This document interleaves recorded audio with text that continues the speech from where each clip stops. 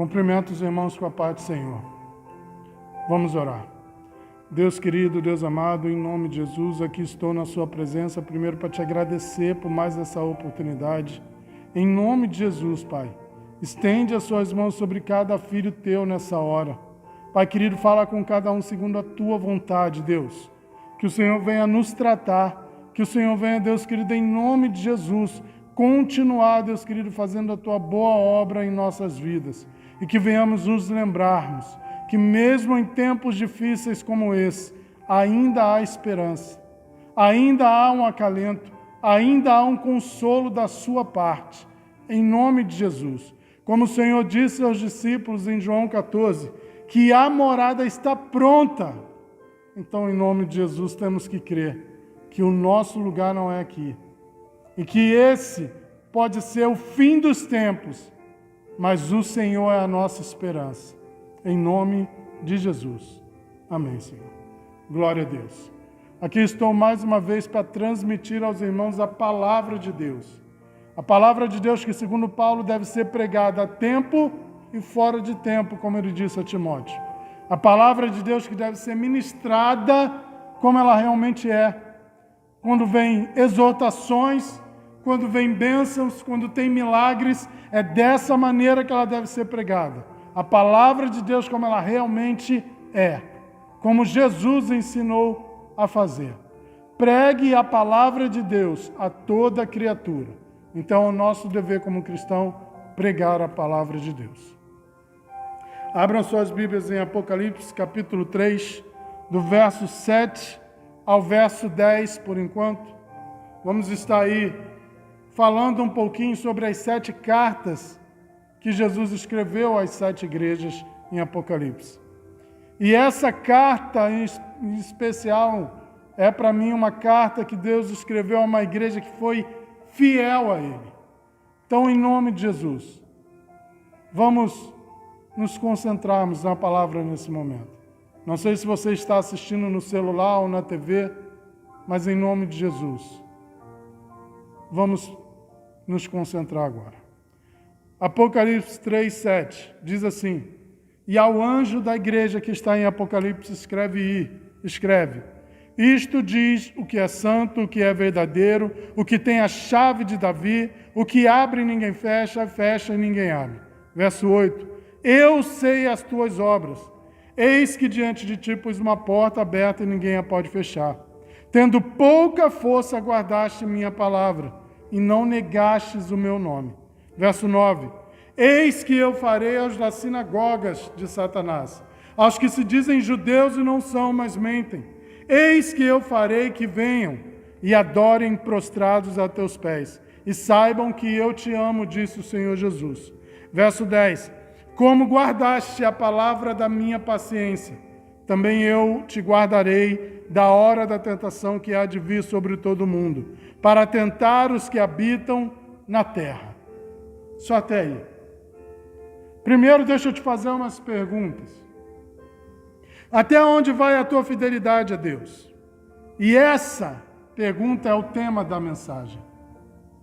Deus me fez essa pergunta em uma tarde que passei aqui na igreja. Até onde vai a tua fidelidade a Deus? Até onde você, com a sua fé, glorifica o Senhor?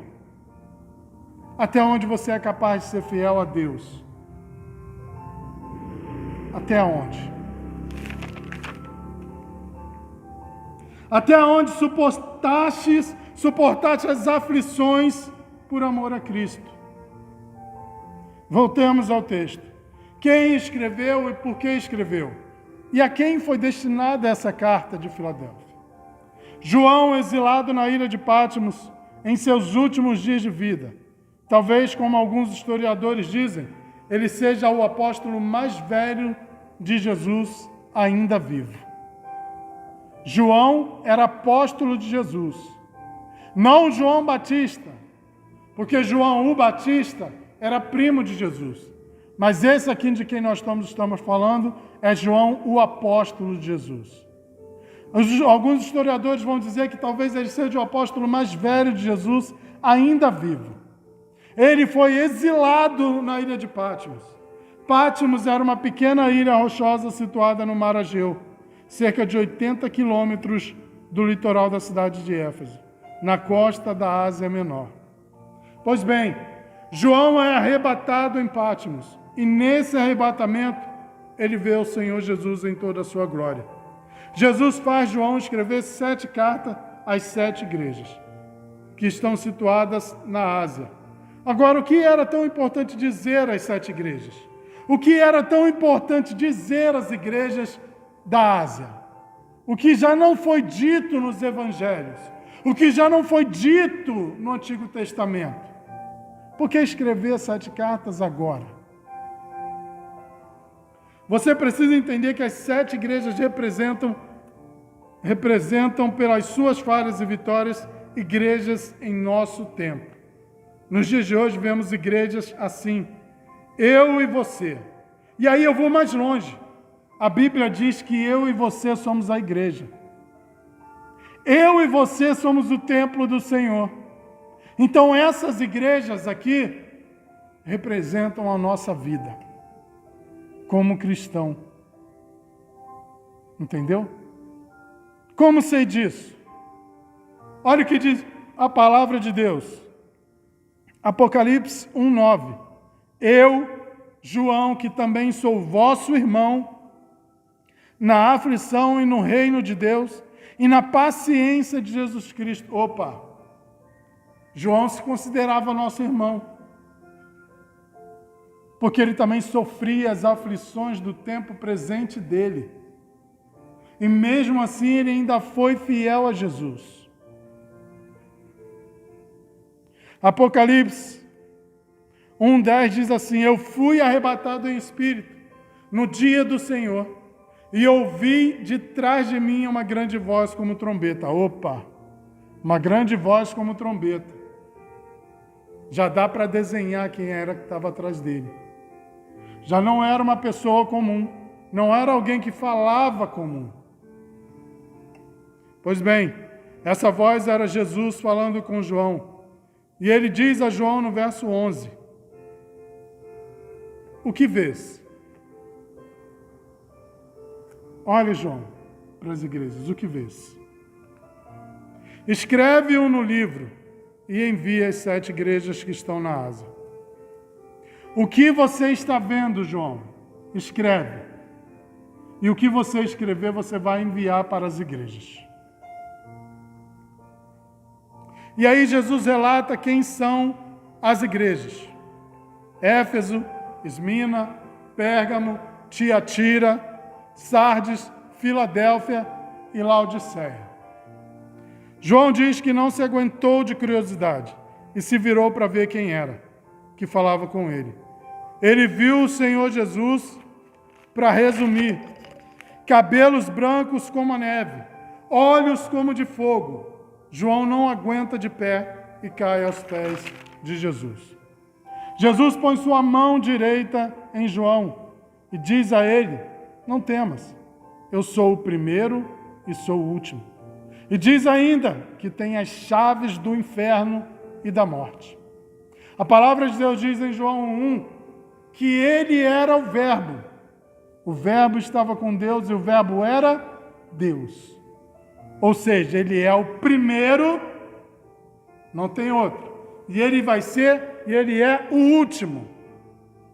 O que começou nele, vai terminar nele.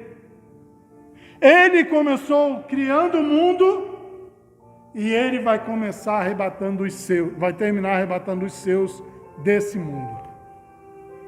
Ele começou criando, e ele vai estar no fim. Então ele é o primeiro e ele também é o último. Então, em nome de Jesus, que venhamos crer nisso.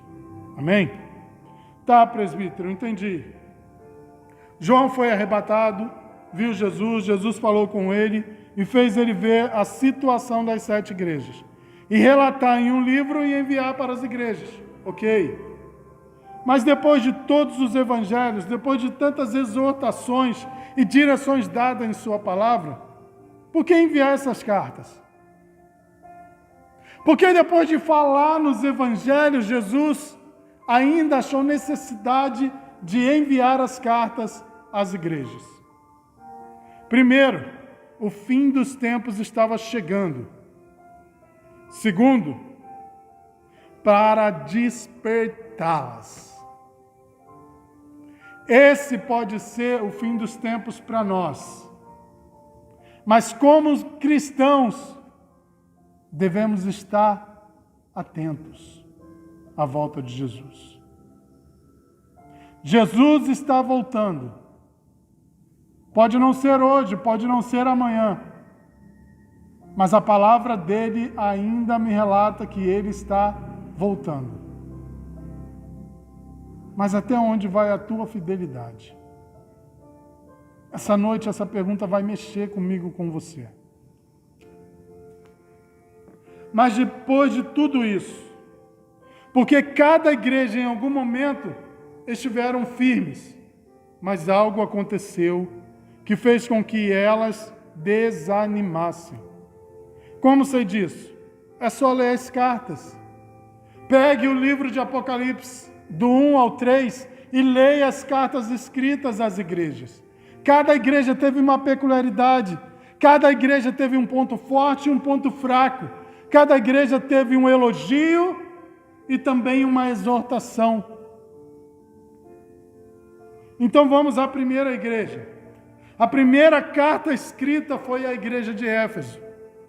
Repare que João sempre vai dirigir a carta ao anjo da igreja. E quem era o anjo da igreja? No caso, é o pastor responsável pela igreja. Cada carta que João vai escrever, ele vai iniciar falando, Jesus vai iniciar falando, escreve ao anjo da igreja isto.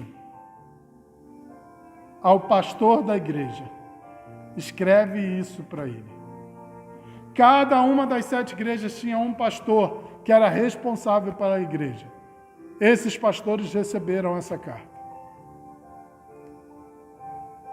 E também sempre vai começar dizendo, eu sei as tuas obras. João falou que ele tem olhos como de fogo, então ele vê tudo. Nada fica escondido aos olhos do Senhor Jesus. E o teu trabalho, sofrestes e tem paciência. Trabalhaste pelo meu nome e não te cansaste. Opa, trabalhaste para engrandecer o nome de Jesus. Boa. Já começou bem, Éfeso. A igreja que estava em Éfeso já começou bem. Trabalhaste para engrandecer o nome do Senhor. Trabalhaste pelas obras de Jesus. Bem. Você tem trabalhado pelo nome de Jesus na sua casa? Como tem sido essa parte para você? Mas havia algo que desagradou Jesus na igreja de Éfeso. Essa igreja abandonou o primeiro amor. Ou seja, deixou as primeiras obras. Deixaste de fazer o bem, caíram em pecado. Ou seja, deixaram de olhar e caminhar para o alvo. Deixaram o primeiro amor, e quem deixa de seguir a Jesus, com certeza vai seguir outras coisas. O primeiro amor. As últimas ministrações aqui, antes de entrar no isolamento, falou muito sobre voltar ao primeiro amor. Sabe o que é o primeiro amor? Foi quando você foi escolhido por Deus para fazer a vontade dele. Você não olhava para a direita e nem para a esquerda. O seu alvo era Cristo. Quando chegava o dia do seu pagamento, você tinha prazer em dizimar ao Senhor, sem se preocupar com as dificuldades, sem se preocupar se ia faltar ou não. Você olhava para o alvo. No meu caso, todos os sábados à noite eu me reunia com os jovens e a gente ia evangelizar. Escolhia 3 jovens que tinham visitado a igreja. Ficava 10 minutos com esses jovens, ia na casa deles por 10 minutos. Abria uma palavra, lia um versículo, trazia uma palavra rapidinha, orava com esses jovens. Voltava para a igreja, orava para dispensar-nos, para se dispersar. e voltar para os nossos lares. O meu início de conversão foi assim.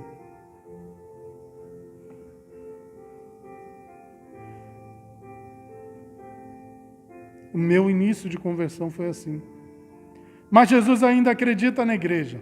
Olha o que ele diz. Apocalipse 2:5. Lembra-te de onde caíste e arrepende-te e volte ao primeiro amor. Às primeiras obras, ou seja, volte ao centro da vontade de Deus. Volte ao centro da vontade de Deus. Porque no primeiro amor era isso, era o centro da vontade de Deus. Então volte ao centro da vontade de Deus. Porque Jesus diz que brevemente virá. E se não se arrependeres nas minhas palavras, o inferno será a sua moradia. É duro falar isso. Mas se nós não nos voltarmos para Jesus nos dias de hoje, quando Ele voltar, vamos ficar para trás. E se morrêssemos hoje sem Jesus, o inferno seria a nossa moradia.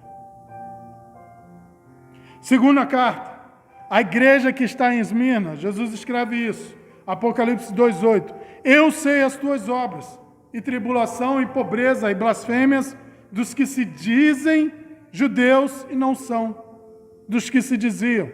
Ou seja, Jesus conhece as nossas aflições, Ele conhece o nosso interior, o que tens passado, sofrido. Mas e aí? Qual é o teu foco? Aonde você põe as suas forças? Era isso que Deus estava dizendo àquela igreja. A igreja de Esmirna. Aonde você põe o teu foco, igreja? Qual tem sido a tua força?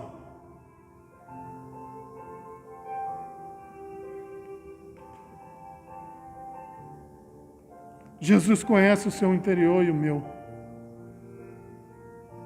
Olha o que o salmista disse, Salmos 27.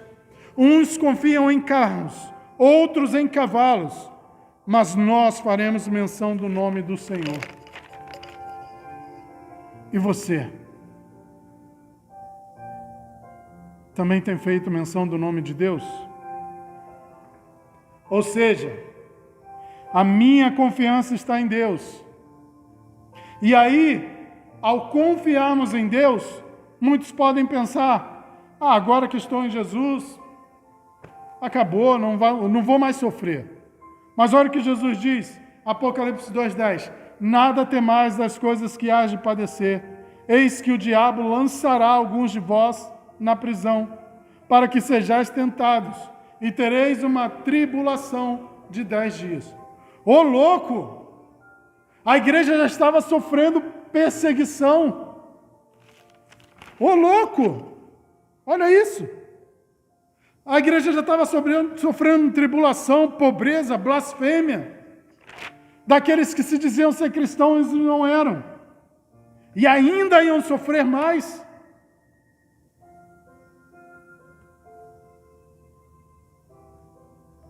Ainda teriam que lidar com prisão, com tentação. Assim somos nós. Quando achamos que a aflição está passando, vem algo pior e nos desanima.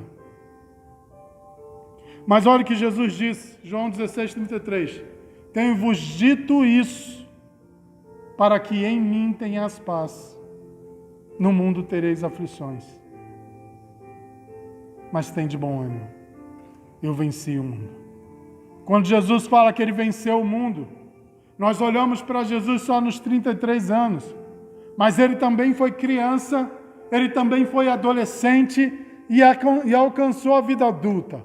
Nada desses períodos que Ele passou foi isento de tentação, foi isento de aflição.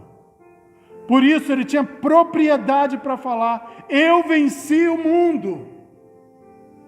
Se Ele, sendo homem, venceu, eu e você também podemos vencer. Tá, tudo pode piorar, mas e daí? Você se baseia no pior ou você se baseia na esperança que é Jesus? Ou seja, se Jesus como homem venceu, nós também podemos vencer. E aí olha o que ele termina dizendo para Esmirna. Apocalipse 2:10. Ser fiel até a morte, dar-te-ei a coroa da vida. Essa é a recompensa daqueles que são fiéis ao Senhor. Ou seja, Jesus pede fidelidade. E eu pergunto novamente, até onde vai a tua fidelidade a Deus? Terceira carta, a carta à igreja que estava em Pérgamo. Apocalipse 2:12 diz assim, Jesus disse, eu sei as tuas obras, e onde habitas, que é onde está o trono de Satanás. Retens o meu nome e não negaste minha fé, ainda nos dias de Antipas, minha fiel testemunha. Olha o que ele está dizendo, eu sei as tuas obras. Você habita onde? Uma cidade que é chamada o lugar onde Satanás habita. Mas ainda assim, você tem sido fiel. Aonde o trono de Satanás está. Ainda assim você reteve meu nome. Ainda assim você não negaste minha fé. Ainda nos dias de Antipas. Antipas foi chamado de fiel testemunha de Cristo. Porque mesmo no meio de uma cidade pecadora, Antipas foi fiel a Deus. E morreu sendo fiel a Deus. Onde habitas, que é onde está o trono de Satanás. O que isso significa? Um comentário da Bíblia Pentecostal de Estudo diz que a cidade de Pérgamo era conhecida por seu centro de 4 seitas idólatras. Zeus, Dionísio, Asclépio e Atenas. Seitas destinadas a jogos, ambição desenfreada e sexo. Por isso, Pérgamo recebe o nome de onde está o trono de Satanás. Porque era onde o pecado habitava e reinava. Mas a palavra de Deus diz que Pérgamo reteve o nome do Senhor. Não negastes a fé do Senhor. Mas aí vem a exortação. Mas a igreja de Pérgamo estava até por um tempo, se manteve firme.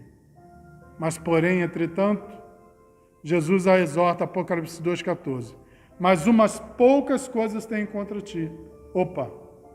Alguma falha Jesus viu em Pérgamo.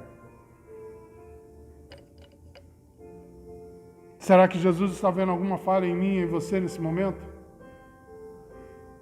Se há, nós temos que consertar.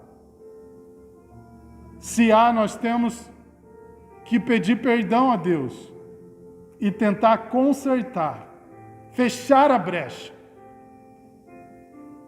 Porque tens lá os que seguem a doutrina de Balaão. Qual era essa doutrina? Balaão ensinava Balaque a lançar tropeços diante do povo de Israel. Um comentário diz que Balaque era o rei dos Moabitas e teria mandado Balaão amaldiçoar os judeus.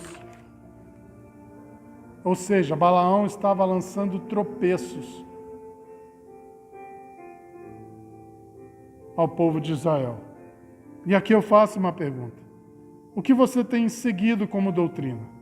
Como estilo de vida? Você tem se deixado levar por qualquer vento de doutrina? Ou tem seguido o conselho de Oséias? Oséias 6,3. Então conheçamos e prossigamos em conhecer ao Senhor. Você tem se deixado levar por qualquer vento de doutrina? Qualquer coisa te leva no bico? Ou você tem entendido, ou você tem aprendido que a sua vida toda está na Bíblia? Tudo o que você precisa tem na Bíblia. Você quer paz? Jesus é a paz. Você quer consolo? Jesus é o consolo. Você quer amor? Jesus é amor. Você quer amigos? Jesus tem os amigos para você. E aí Jesus termina também dizendo, Apocalipse 2,16, arrepende-te, pois quando não, em breve virei contra os infiéis e batalharei com a espada da minha boca. Ou seja, é tempo, é noite de arrependimento. Mais uma vez, Jesus diz: arrepende-te.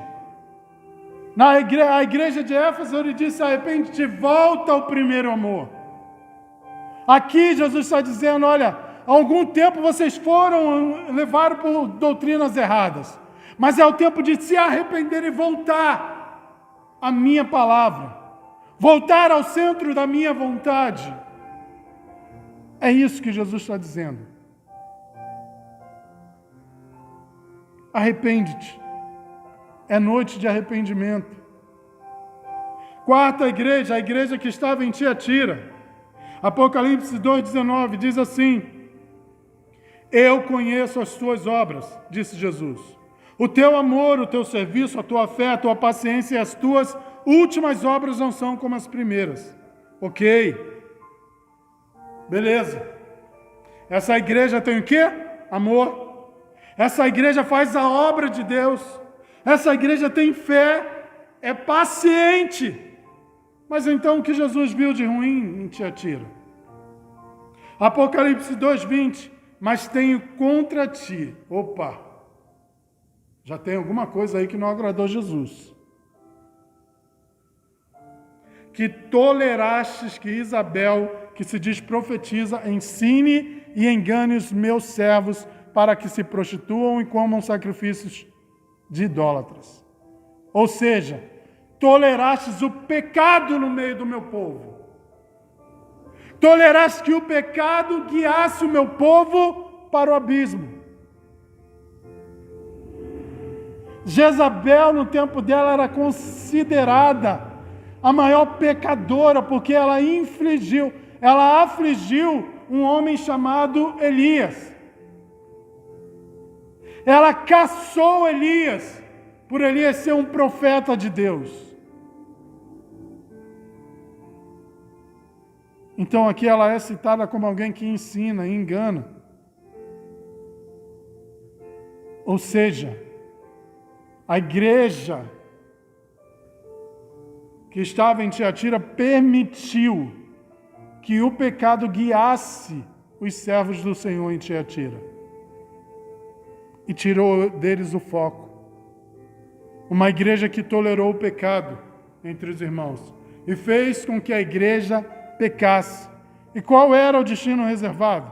Romanos 6,23 diz assim: porque o salário do pecado é a morte. O destino reservado era esse. Jesus continua dizendo, Apocalipse 2,21, dei-lhe tempo para se arrepender. Opa! Eles estavam em pecado, estavam errando, mas Jesus deu o quê? Tempo para fazer o quê? Se arrepender. E hoje não é diferente. Jesus está nos dando tempo para se arrepender. Dei-lhe tempo para se arrepender. Ou seja, o tempo está se esgotando.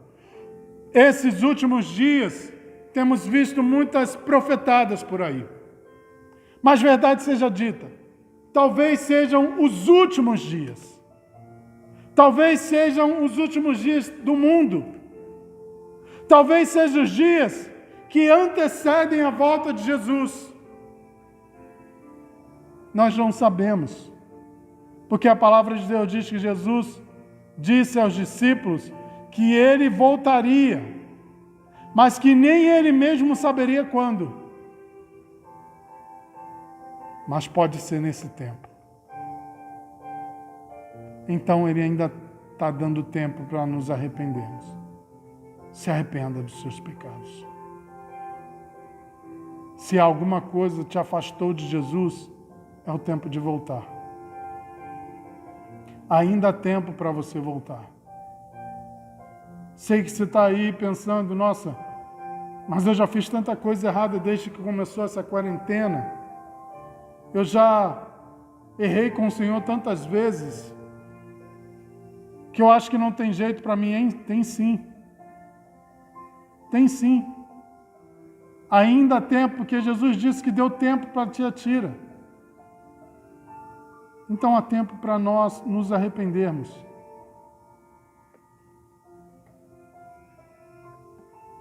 Se arrependa. ainda há tempo.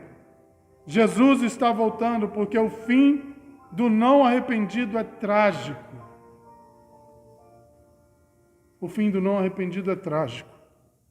Romanos 6, 23, mas o dom gratuito de Deus é a vida eterna, por Jesus Cristo nosso Senhor.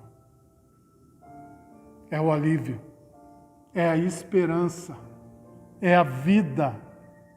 Esse é o nosso Jesus. O mesmo Jesus que falou com João. Quinta igreja, a igreja que está em Sardes. Apocalipse 3:1 diz assim: eu sei as tuas obras, disse Jesus, que tens nomes de que está vivo, de que vives e está morto. Ou seja, Jesus está dizendo, você diz que está bem com Deus, mas suas atitudes dizem o contrário. Diz que o Senhor é o Senhor da sua vida, mas quem realmente governa a sua vida são as coisas desse mundo. E sabe o que Jesus diz? Apocalipse 3:3 diz assim, lembra-te, pois, do que tens recebido e ouvido, e guarda-o, e arrepende-te, e se não vigiares, virei sobre ti como um ladrão, e não saberás a que horas sobre ti virei.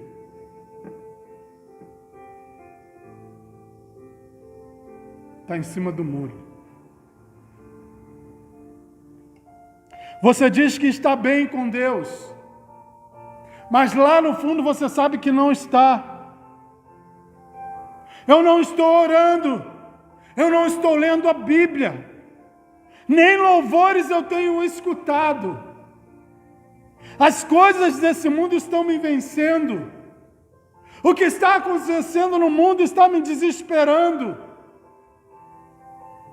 Mas se alguém me pergunta se eu estou bem com Deus, eu estou.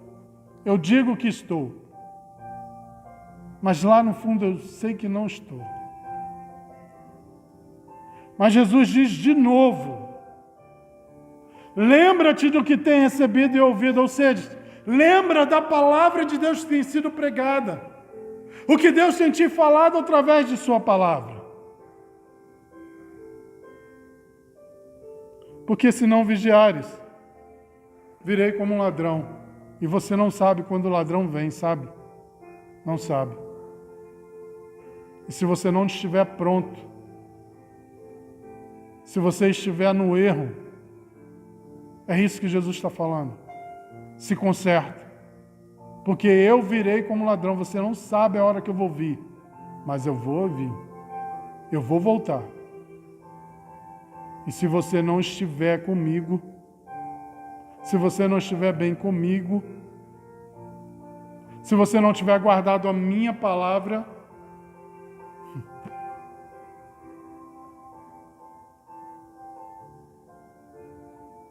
mas Jesus diz que aos fiéis em Sardes, a igreja de Sardes, apesar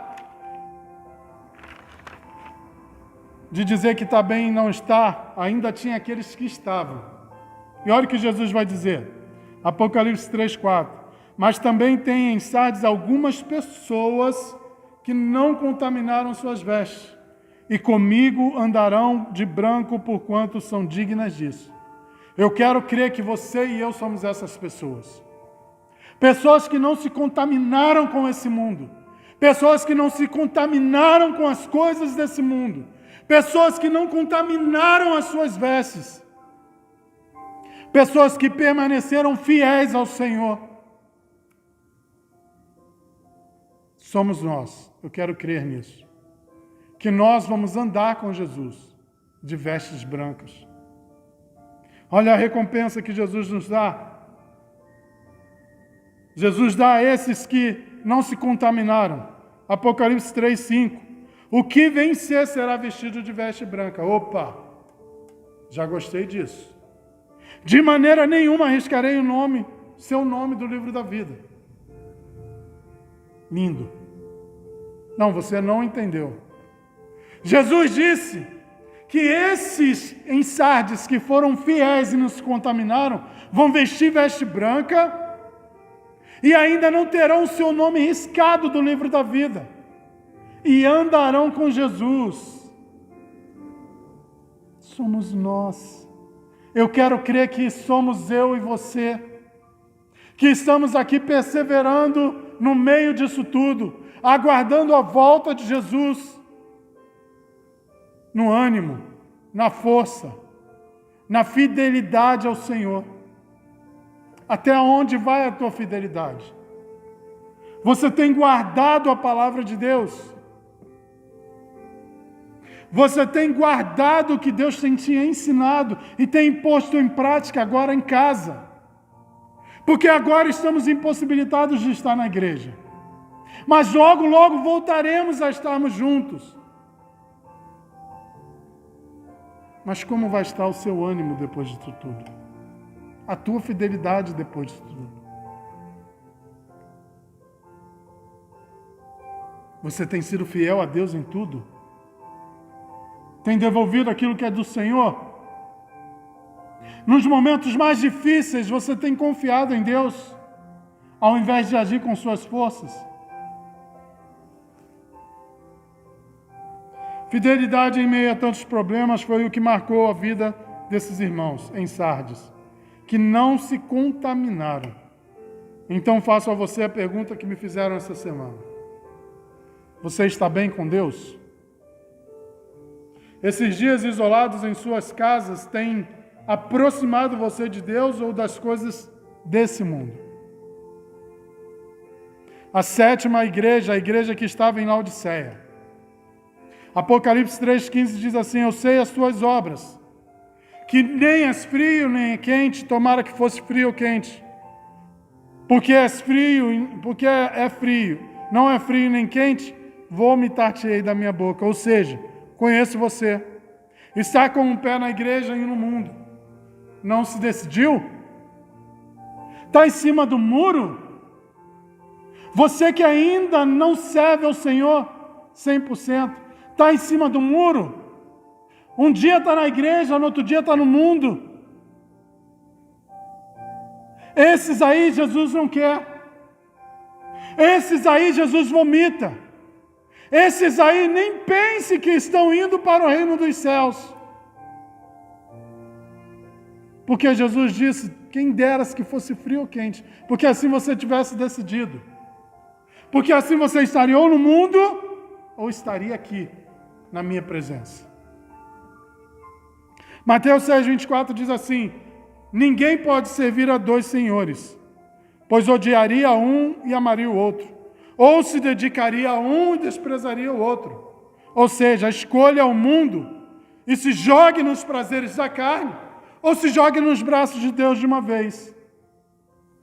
Ou você vai em direção ao mundo de uma vez, se joga mesmo no lamaçal do pecado. Faça que nem os porcos que Jesus lançou no abismo.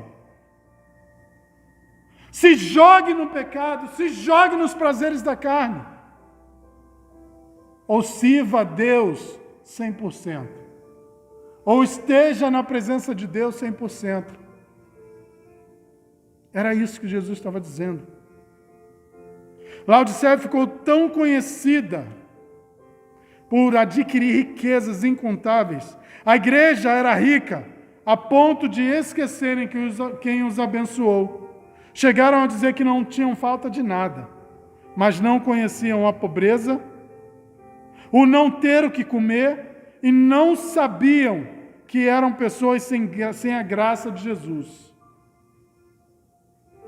Então Jesus aconselha, Apocalipse 3,18: aconselho que de mim compres o ouro provado no fogo.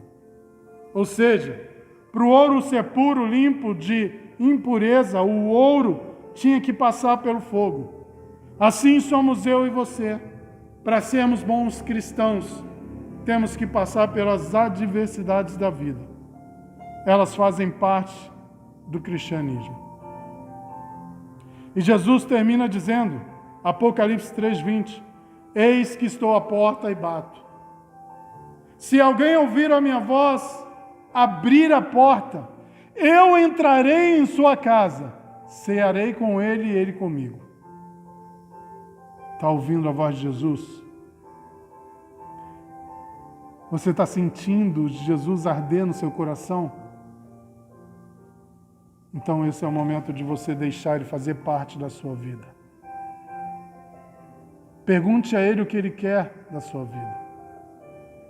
Laodiceia serviu a Jesus por um tempo, mas foi tão abençoada, grandemente abençoada, que em algum momento, no meio de tantas bênçãos, decidiram que não precisavam mais de Jesus. E aí Jesus aqui na carta que ele escreve ao anjo da igreja, ao pastor da igreja, ele diz que ele está na porta, do lado de fora, batendo. E ele diz que se alguém, ele não obriga ninguém, mas ele diz que se alguém ouvir, eu entrarei em sua casa. Lembre-se que você é a casa do Senhor. Você é o templo de Deus. Então, é em seu coração que Ele está ardendo para fazer parte da sua vida. Então, em nome de Jesus, deixe Ele entrar. Pare de ficar forçando a barra para manter Jesus longe da sua vida. Esse é o tempo. Pode ser os últimos dias, como eu disse. Se Jesus voltar e você não estiver com Ele, é sofrimento eterno. E eu sei que você não quer isso. Ou seja, Jesus está querendo fazer parte da sua vida. Talvez muitas coisas te afastaram de Jesus, mas Ele continua querendo fazer parte da sua vida. Faça como Zaqueu, convide Jesus para fazer parte da sua vida. Abra a porta. Agora foi proposital eu deixar a igreja de Filadélfia por último.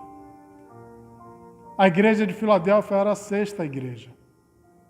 Depois de Tiatira, depois de Sarde, era Filadélfia. Mas eu pus Laodiceia na frente, para você ver que o tempo vai passando e o nosso jeito como cristão vai mudando, mas ainda podemos sermos fiéis ao Senhor. Olha o que Jesus diz à sexta igreja, Filadélfia. Apocalipse 3:8. Eu sei as tuas obras. Pus diante de ti uma porta aberta. Ninguém a pode fechar. Tendo pouca força, guardaste minha palavra e não negaste o meu nome. Ou seja, ainda desanimado, permaneceste fiel a mim.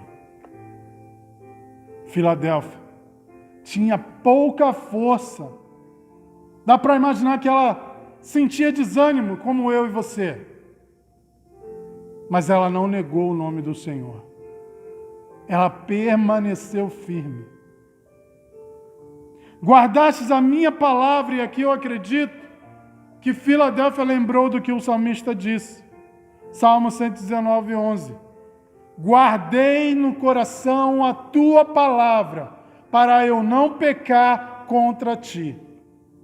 A palavra ao qual o salmista estava se referindo era a palavra de Deus. Ele meditou, ele aprendeu, ele adquiriu, ele praticou. Era isso que ele estava falando. O que eu aprendi, eu pratiquei. E nos momentos difíceis, nos momentos de tentação, eu lembrei, porque a tua palavra estava aqui no meu coração. A tua vontade estava aqui no meu coração, disse o salmista, com as minhas palavras. Guardei a tua palavra no meu coração. E aqui eu faço algumas perguntas. Até onde vai a tua fidelidade a Deus? A tua fidelidade a Deus vai até a próxima aflição? A tua fidelidade a Deus acaba quando isso interfere no seu bolso? A tua fidelidade a Deus acaba quando o seu namoro começa a esquentar? A tua fidelidade a Deus acaba quando você é confrontado? Será que você gosta de ser exortado? Isso tira a tua fidelidade a Deus? Ou você diz assim, essa palavra não é para mim. Deus não falou comigo nessa palavra. Irmão, toda a Bíblia é para nós cristãos e não cristãos. Mesmo que a pessoa não acredite. A palavra de Deus, ela foi escrita para nós. Toda ela foi escrita para nós vivermos.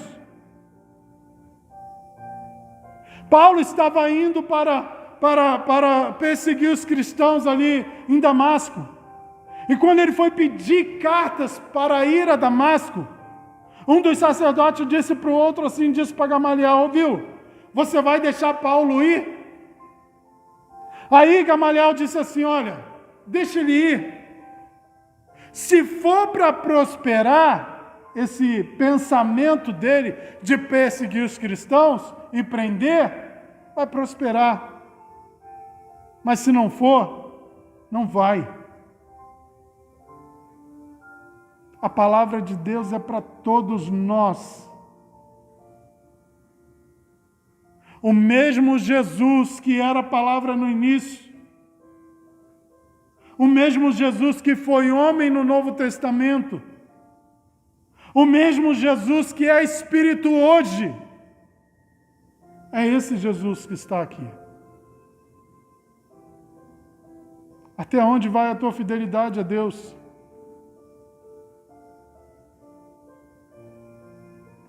Jesus estava na cruz. Ele poderia ter descido. Ele poderia ter parado aquele sofrimento. Mas ele não fez, porque ele viu você e eu.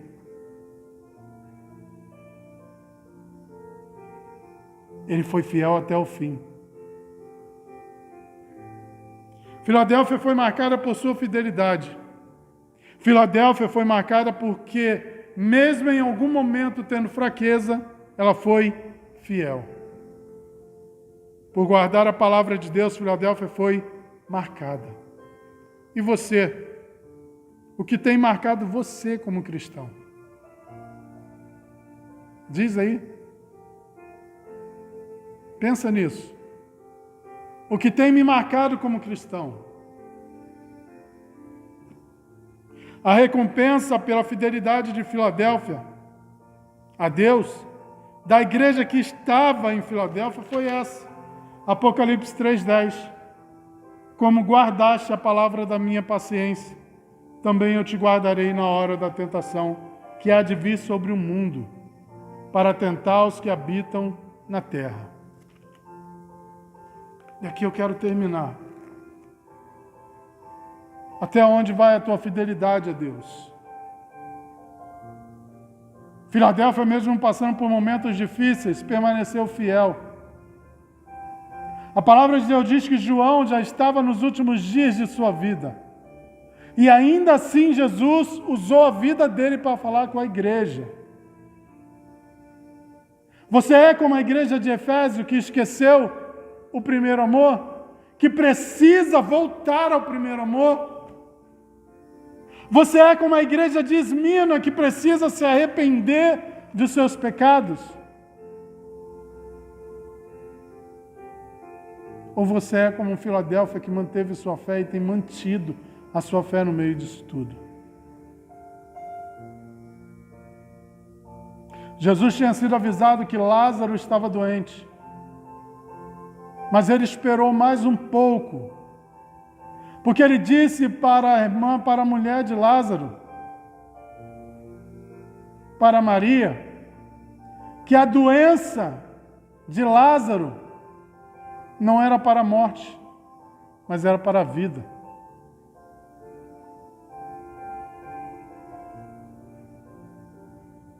Era para a glória de Deus. Não era para a murmuração, mas a doença de Lázaro era para a glória de Deus. Mas por que para a glória de Deus? Se lembre, foi o que Jesus disse: se creres, verás a glória de Deus.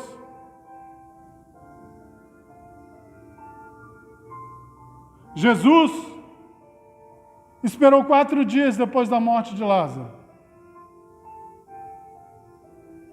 E quando ele chega lá na frente do túmulo de Lázaro, ele fala para Lázaro sair para fora. E Lázaro levanta do túmulo, morto 4 dias, e sai para fora. Se creres, verás a glória de Deus. Jesus está voltando. Nem eu nem você sabemos quando, porque isso não compete a nós, não foi dado a nós saber. Mas sabe para que isso? Para que você e eu venhamos sermos fiéis e estarmos firmes, aguardando a volta de Jesus. Esse pode ser o fim dos dias. Mas em nome de Jesus, fique firme e creia na esperança que é o Senhor Jesus. Que Jesus abençoe a sua vida, em nome de Jesus. Que Deus venha continuar acalentando, te consolando e te guardando em nome de Jesus. E aos casais em Cristo, permaneçam firmes em Cristo e amem uns aos outros, porque esse é o momento. Muitos estão se divorciando por isso, por não aguentarem estar juntos por muito tempo. Mas você é cristão e está casado, foi Deus que te uniu. Então fique firme. Que Deus abençoe a igreja em nome de Jesus. Em nome de Jesus. Amém.